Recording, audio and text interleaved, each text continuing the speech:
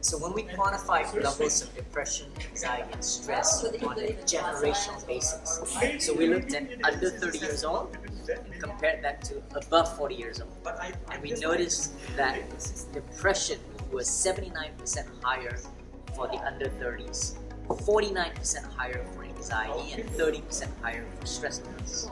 So there's clearly a very strong generational difference. The younger millennials are experiencing much higher levels. When you dig down, why is this, right? I mean, there's some of the obvious factors. Financial stress is a major issue for this generation because cost of living has gone up much faster than wages. But one interesting finding that explains or partially explains this difference has to do with something called fear of missing out, fear of better options. Because this is a generation that has grown up where you are inundated with choice. You see, when I grew up, 1984, when I was in secondary school, was an instrumental year because we had TV3. It was the third TV channel. Before that, it was just RTM1 and RTM2. And so 1984 was like, wow, third channel. Today, on Netflix, on iFlix, what have you, you've got too many choices. Shopping, how do you even choose, right? Even relationships, Tinder, swipe. So when you get too many choices, one of the things that overwhelm you is, did I make the right choice? And this also explains why there's much higher levels of job hopping within the first 12 months of someone joining.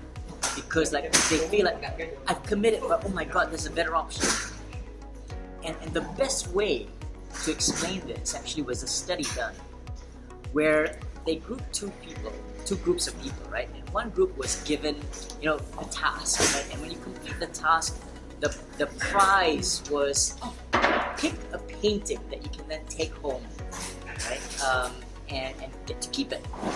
In the first group, you pick and you're stuck with it. The second group was told, okay, you finished the task, here's some paintings, pick one as your thank you gift. And if you don't like it, in 1 week you can come back and change it. Now, what they actually wanted to test was the level of happiness and content with the painting on the choice.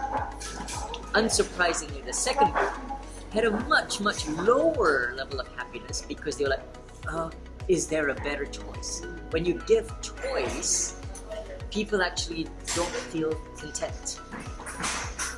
And this is one of the most unique things about this generation of too many choices.